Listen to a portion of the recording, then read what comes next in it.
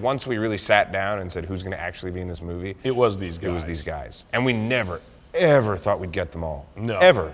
Like, always we said, we'll get 3 out of 5, 2 out of 5. And we had so many conversations, like, imagine we get them all. Like, how crazy will it be if we actually get them all? We actually got them all.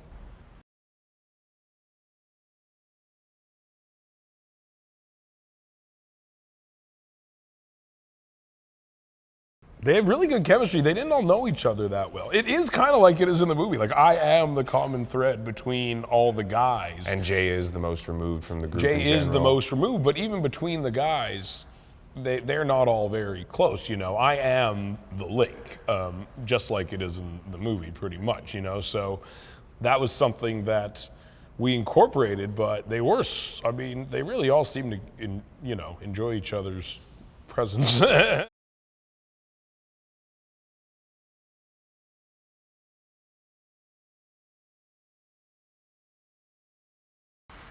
Well, I think we realized as we were doing it that the more we pushed it, the more it worked, you know? I think it was fortunate that we shot the scene where the dude's head gets ripped off, like, early in the movie, because that's one of, like, the grosser things that we had, and it just seemed to play so well that it really did kind of give us permission to keep going and pushing it more and more and more, and it just looked so good. I mean, it was funny, as we were planning, like, the look of the movie, like, none of the movies we were referencing were comedies at all. Literally, they were all, you know, horror movies or action movies or war movies, and so it was also just kind of a relief to see that it could be funny, even though it was blown out in some parts and totally dark in other parts and shaky and crazy in other parts, and the more we saw it, the more we liked it, and we kind of, pushed it more and more, I guess, as far as being, like, experimental with how to shoot the scenes.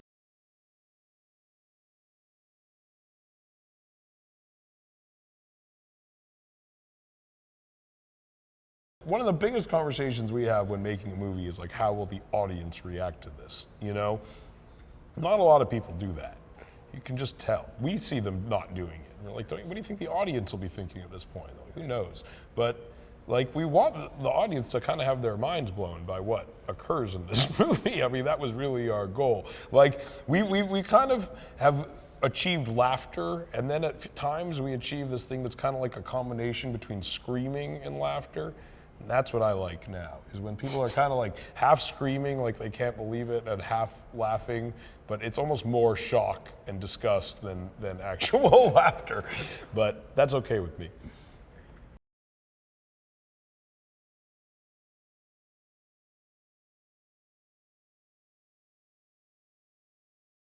The most satisfying thing is when you yell something out and they won't do it. Oh, yeah. It's rare and it's amazing. Yeah.